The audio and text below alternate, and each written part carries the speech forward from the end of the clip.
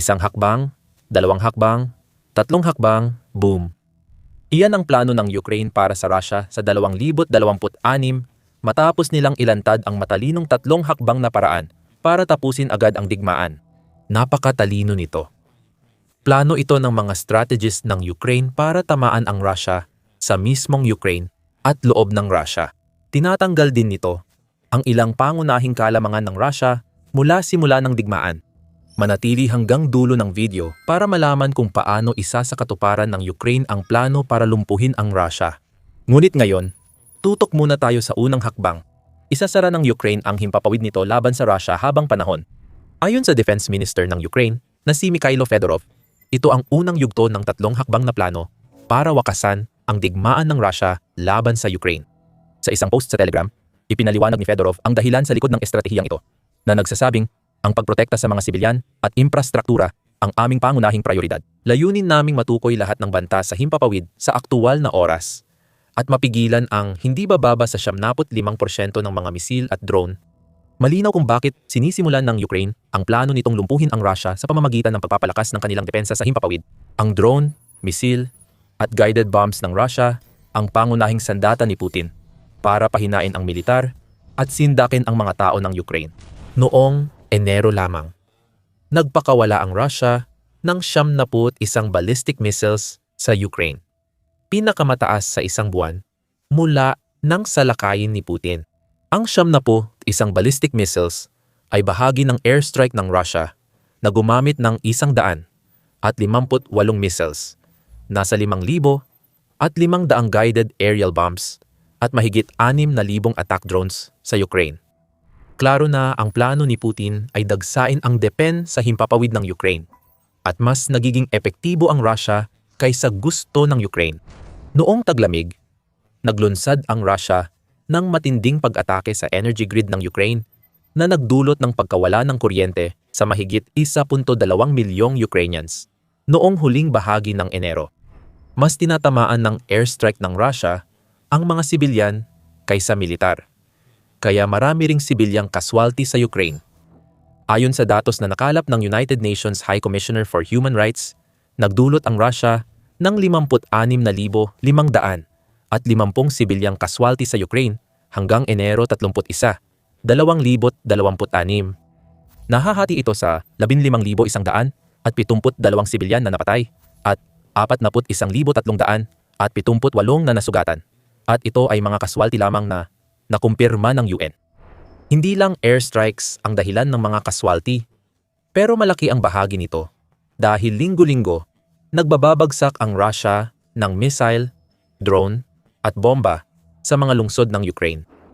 Ayon kay Fedorov, may plano na ang Ukraine para mabawasan ang epekto ng mga himpapawid na pag-atake ng Russia at matapos ito ay matatapos ang unang yugto ng tatlong hakbang na estratehiya ng Ukraine na ilunsad na ang paggawa ng multi-level maliit na air defense system at pagpaparami ng interceptor. Ayon kay Fedorov, nagsimula na ang mahahalagang pagbabago sa organisasyon at kapag sarado ang kalangitan, gumagana ang bansa. Mahalaga ang pagbanggit sa mga interceptor. Isa sa mga pangunahing papel ng mga attack-type drone ng Russia, bukod sa pagdulot ng pinsala kapag natamaan nila ang kanilang mga target, ay ang pag-ubos sa mga rekurso ng air defense ng Ukraine. Ang isang Shahid type na drone ay nagkakahalaga lamang ng humigit kumulang $35,000 para gawin ng Russia at hindi ito ang uri ng target na gugustuhin ng Ukraine na aksayahin ang isang air defense missile na maaring nagkakahalaga ng 5 o 10 beses pa kaysa doon. Mas makabubuti sa Ukraine na magkaroon ng air defense na kayang pabagsakin ang Shahid type na drone gamit ang mas murang armas para mas malaki ang gastos ng Russia kaysa sa Ukraine sa bawat drone swarm. Dito papasok ang interceptor drone. Iniulat ng United 24 Media noong Pebrero 24 na tumaas ang bisa ng interceptor drone ng Ukraine na ngayon ay sumisira sa 30% ng mga projectile na inilulunsad ng Russia. Ang bawat drone ay mura at kayang gawin ng maramihan, nagkakahalaga lang ng $3,000-5,000 bawat isa para sa Ukraine. Isang interceptor na kayang tumira ng Shahid type ay hindi lang kayang protektahan ang target sa Ukraine, kundi nagkakahalaga rin ng $35,000 para sa Russia. I-multiply mo yan sa libu-libong nasirang syahid. Makikita mong maliit lang ang gastos ng Ukraine para makapinsala ng malaki sa pondo ng digmaan ng Russia. Pahiwatig lang siguro ito sa ikatlong yugto ng bagong estratehiya ng Ukraine. Pero kailangan munang talakayin ang ikalawang yugto bago iyon. Kapag nabantayan na ang himpapawid at umabot sa 75% ang interception rate ng Ukraine laban sa mga proyektil ng Russia, mas makakakilos na ang mga sibilyan at sundalong Ukrainian sa lupa nang mas mababa ang takot.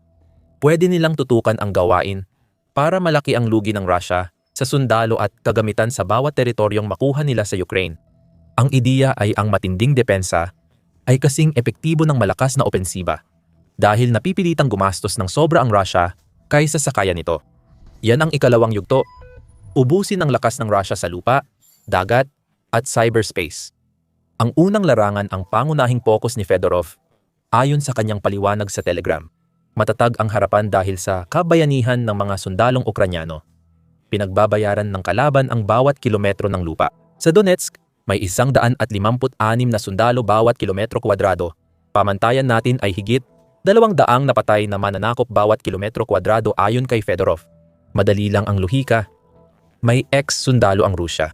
Kung mas mataas sa X kada km2 ang kayang wasakin ng Ukraine, ibig sabihin ay mawawasak nila ang buong militar ng Rusya.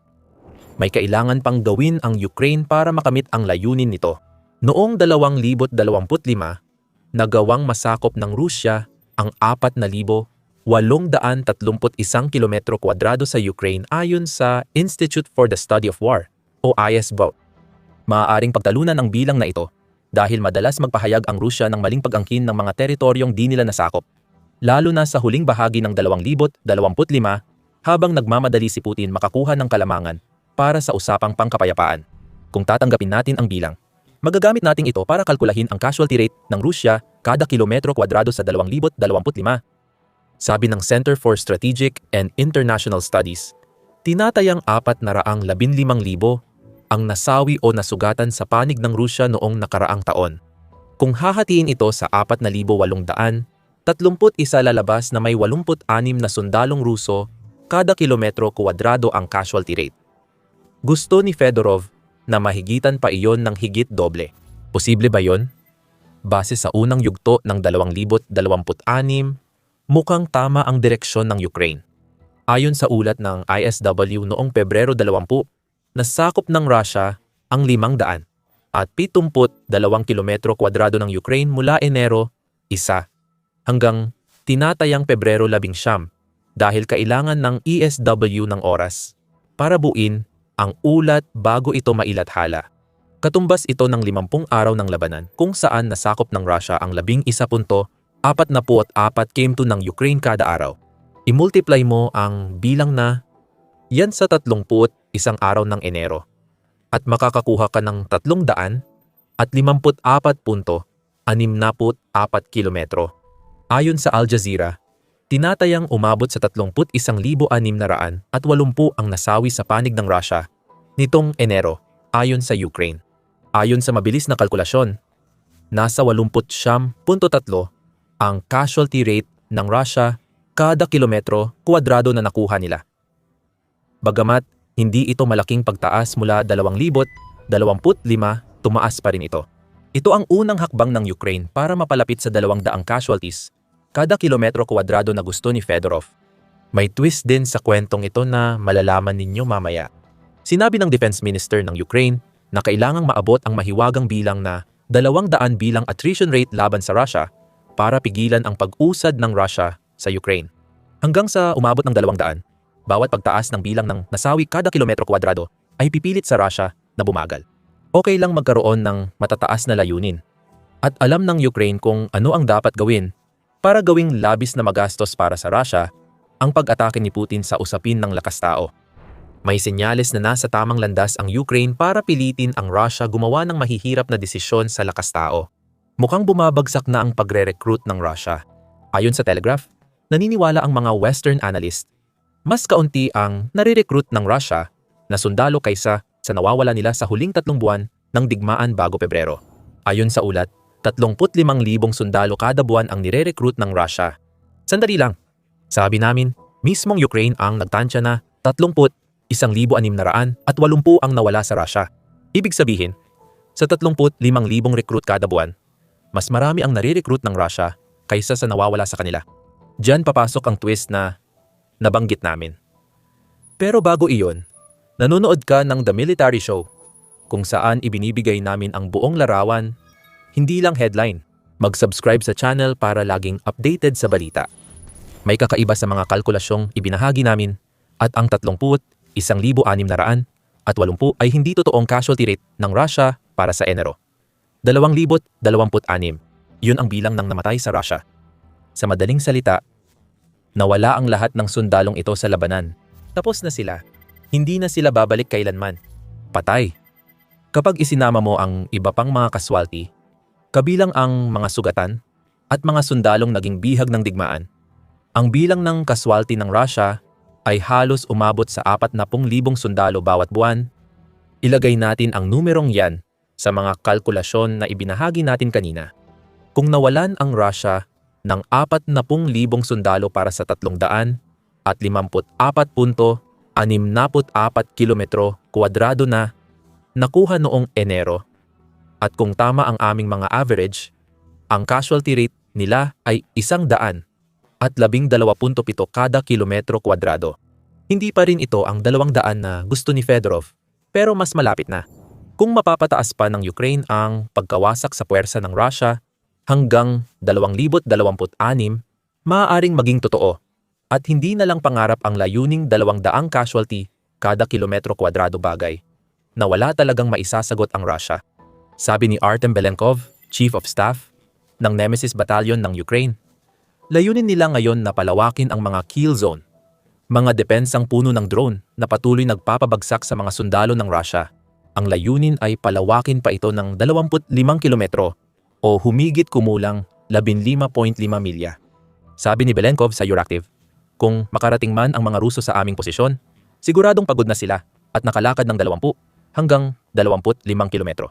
Simple lang ang lohika. Habang mas malayo ang nilalakad ng mga sundalong Ruso sa kill zone, mas mahaba ang oras ng Ukraine para matunton at patayin sila bago sila makarating sa mga pinatibay na posisyon. Kamatayan ang naghihintay sa karamihan ng mga Rusong pumapasok sa kill zone na ito. Ang pagpapalakas nito ay makakatulong sa Ukraine na lumapit sa 200 casualty kada kilometro kwadrado na nasakop. Marami pang ideya si Fedorov na inilahad niya sa Telegram. Alam namin kung paano ito makakamit. May listahan na ng mga solusyon at proyekto, mula sa reforma sa pagbili hanggang pagbabago ng sistema ng pagsasanay at pamumuno batay sa datos, ayon sa kalihim ng depensa ng Ukraine. Mukhang may malaking pagbabago sa estruktura ng militar ng Ukraine. Kung ang pagbabagong ito ay magdudulot ng mas epesyenteng unit, mas mahusay na paggamit ng datos, at mas mabilis na pagbili, mas maraming casualty ang aabot sa Russia. Bawat isa sa mga casualteng iyon ay nagkakahalaga ng pera para sa Russia, pati na rin ang pagkawala ng kagamitan na kadalasang kasabay nito. Ito ang magdadala sa atin sa ikatlong yugto ng estratehiya, kung saan magpapatuloy ang Ukraine sa ginagawa nitong pagkakait sa Russia ng mga yaman na kailangan nito para lumaban. Alam ni Fedorov, tulad ng iba, na makakabili pa ang Russia basta may pera ito. Maaaring itaas ang signing fees para mahikayat ang mga voluntaryong pumirma ng kontrata na baka iwasan ang Ukraine. Ang pera ang nagpapahintulot sa Russia na gumawa ng mga missile at iba pang sandata na lahat ay ginagamit laban sa Ukraine. Kung puputulin ang pinanggagalingan ng pera ng Russia, hindi nito kayang pondohan ang pananakop ni Putin. Nagpapatuloy ang digmaan dahil may pondo ang Russia para sa missile, drone, kontrata ng sundalo at propaganda, ayon kay Fedorov. Kaya nakakagastos ng malaki ang Russia dahil sa pinakamahalaga nitong yaman, langis. Kaya, ang ikatlong bahagi ng estratehiya ng Ukraine ay ang pakikipagtulungan sa mga kaalyado para direktang targetin ang Russian Shadow Fleet. Ibinebenta ito ng Russia sa buong mundo gamit ang Shadow Fleet. Dito kinukuha ang pondo para sa digmaan. Kapag naputol ito, bababa ang yaman para sa digmaan. Ano ang kailangan? Mas mahigpit na parusa, koordinasyon at aksyon sa mga kaalyado sa dagat, at estratehiya kontra Shadow Fleet ayon kay Fedorov. At tama ang kanyang direksyon. Ang Shadow Fleet ang lifeline ng Russia mula ng salakayin ni Putin. Habang tumindi ang parusa sa Russia, Nagbuo si Putin ng fleet ng lumang oil tanker para iwasan ito sa loob ng ilang taon. Hindi malinaw ang datos tungkol sa shadow fleet dahil sa likas nitong pagiging lihim. Noong Disyembre, iniulat ng United 24 Media na ang shadow fleet ay may mahigit 1,200 at 40 barko na nagdadala ng halos 69% ng langis ng Russia na iniluluwas sa dagat. Ayon sa Center for Strategic and International Studies, ang kahina-hinalang fleet ng Russia ay kumikita ng 87 hanggang $100 bilyong bawat taon na maaaring buwisan ng Kremlin para suportahan ang kagustuhan ni Putin sa pananakop sa Ukraine. Iyan ang ekonomikong lifeline na dapat putulin ng Ukraine. Hindi opsyon ang pagwasak ang shadow fleet, kahit nagtagumpay minsan ang Ukraine sa pag-atake sa mga barko nito. Tulad ng insidente noong Disyembre sa Kendil gamit ang mga drone sa Mediterranean Sea, mahigit 1,200 barko ay napakalaking bilang. Nakakabili ang Russia ng mas maraming lumang tanker. Karamihan ay halos di na maglayag, kaya mura nitong nakukuha ang shadow fleet ships. Ayon kay Fedorov, kailangan ng mas matibay na pagtutulungan ng Ukraine at mga kaalyado para mahirapan ang shadow fleet maghatid ng langis sa mga bansang tinutustusan ng Russia. Nakakatulong ang sanksyon at blockade, pero madalas makaiwas ang Russia gamit ang pagpapalit ng bandila at shell company para itago ang pinagmulan ng shadow fleet ng mga barko. Napapansin sa balita ang ilang pagsamsam, ayon sa Royal United Services Institute. Ngunit hindi sapat ito para mapatigil ang fleet. Ayon sa RUSI, dapat itigil ng kanluran ang pagtulong sa shadow fleet sa pagbebenta ng tanker at pagpapadali sa pag-iwas ng Russia sa mga parusa. Itinampok ang Gresya bilang isang bansa na may mga parusa laban sa Russia bilang bahagi ng European Union. Pero tumulong din sa Russia na palakasin ang shadow fleet nito sa pamamagitan ng pagbebenta ng mga barko. Para sa RUSI at malamang para rin sa Ukraine, ang tunay na pagbabago ay mangyayari lamang kung sama-samang susuportahan ng kanluran ang kanilang mga sinasabi laban sa shadow fleet. May ilang positibong hakbang, tulad ng pagbuo ng Group of 7 Nations ng Shadow Fleet Task Force, kasama ang Nordic-Baltic 8 para magtulungan sa pagpigil sa shadow fleet. Sabi ng RUSI, makabubuti kung isasali ng mga task force ang mga bansa sa South China Sea, kung saan malaya ang kilos ng shadow fleet at nalalagay sa panganib ang iba pang sasakyang pandagat. Sa madaling salita, marami pang kailangang gawin. Kapag natapos ng Ukraine ang unang 2 yugto ng kanilang plano, mas matutukan nila ang pagtutulungan sa mga kaalyado para pabagsakin ang shadow fleet. Ang koordinadong kampanya ng pagsamsam at pagsara ng legal na butas ay magdudulot ng bilyong dolyar na pagkalugi sa Russia mula sa bentang langis, na hindi na makokolekta ng Kremlin bilang buwis, habang triple ang budget deficit nito kumpara sa target para sa 2026. Lahat ng ekonomikong pahirap ng Ukraine sa Russia ay nagpapahina sa makinaryang pandigma ni Putin. Ayon kay Fedorov, layunin ng Ukraine na gawing hindi kapaki-pakinabang sa ekonomiya ng Russia ang pananakop, tulad ng sa militar. Sa simula ng video, hinihiling naming manatili kayo hanggang dulo kung saan ipapaliwanag paano gagawin ng Ukraine ang planong ito. Ang tanong, paano isasagawa ang 3 yugtong plano? Sa pamamagitan ng pagbuo ng 3 hakbang na proseso ng pagpapatupad. Sa dulo ng Telegram post, binanggit ni Fedorov ang 3 bagay na dapat gawin ng Ukraine para matupad ang kanilang plano. Una, palakasin ang partnership. Win-win na kooperasyon para makuha ang record na international na tulong ngayong taon. Ayon kay Fedorov, ang unang yugto ng pagpapatupad ay para sa pagbili ng drone, tuloy-tuloy na bayad sa militar, at pagpapalakas ng depensa sa himpapawid at iba pang sistema ng depensa. Idagdag pa ang balak ng Ukraine na gawin tungkol sa shadow fleet at makikita mong ito ay isang bansa na nauunawaan na ang pagpapalakas ng ugnayan sa mga tumututol sa ginagawa ni Putin ay magdudulot ng higit na paghina ng Russia. Ang ikalawang hakbang ay tumutukoy sa pagpapanatili ng teknolohikal na kalamangan ng Ukraine laban sa Russia. Ang maging 10 hakbang na uuna kaysa sa kalaban sa bawat siklo ng teknolohiya at mapanatili ang pamumuno sa digmaan ng inobasyon ay kung paano ito inilalarawan ni Fedorov, at ito ang larangan kung saan namamayani ang Ukraine. Sabi ng National Interest, naging parang bakal na porcupine ang Ukraine na laging tumutusok sa Russia tuwing inuutos ni Putin ang pag-atake. Ang tuloy-tuloy na inobasyon ang nagtakda sa lahat ng ginagawa ng Ukraine hanggang sa umabot sa puntong halos 80% ng mga casualty na naipapataw ng Ukraine sa Russia ay nagmumula sa mga walang taong sasakyan. Sa pamamagitan ng plano nito para sa interceptor drone, itinututok na ngayon ng Ukraine ang inobasyong iyon sa kanilang depensa sa himpapawid. Marami pang darating habang nade-develop ang mga bagong walang taong sasakyan at mas ginagamit ng Ukraine ang AI sa paraang di man lang mapangarap ng Russia. Kailangang mahusay ang Ukraine sa matematika ng digmaan. Sa madaling salita, mas maraming datos ang Ukraine, mas kaya nitong saktan ang Russia. Dahil sa EBAL system sa pamamagitan ng Delta, nakakatanggap na kami ng dekalidad na datos mula sa larangan ng labanan. Ayon kay Fedorov, kailangang gawing mapagpasyang puwersa ang datos para mas makita, makaisip ng mas mabilis, at magsagawa ng mas eksaktong pag-atake. Sa pamamagitan ng datos, nakikita ng Ukraine ang paparating na mga airstrike. Mas marami itong nalalaman tungkol sa mga barko ng Shadow Fleet, kaya mas nakakatulong ito sa mga kaalyado para mapigilan sila. Matukoy ang bisa ng mga hakbang, at malaman kung ano ang dapat baguhin para maabot ang target na 200 Rusong kaswalti kada kilometro kwadrado. Ang datos ang lahat sa Ukraine at ito ang susi sa inobasyon para sa ikalawang hakbang ng kanilang 3 yugtong estratehiya. Ang nakikita natin sa lahat ng ito ay si Fedorov ay isang taong may plano at ang planong iyon ay napakaibang klase na maaari nitong wasakin ang buong pananakop ng Russia. Sa ilang bahagi ng Ukraine, malayo na ang nararating ng plano ni Fedorov sa inobasyon at pagdulot ng kaswalti. Ang Lazar Group ay huwaran para kay Fedorov sa buong hukbong Ukrainian dahil sobrang epektibo nila na parang tuloy-tuloy ang pagtugis nila sa mga sundalong Ruso, parang 24/7 na McDonald's. Alamin kung ano ang ibig sabihin nito sa panonood ng aming video.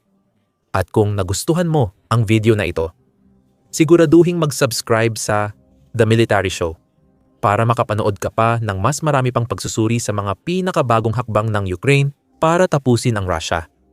At maraming salamat, gaya ng dati, sa panonood.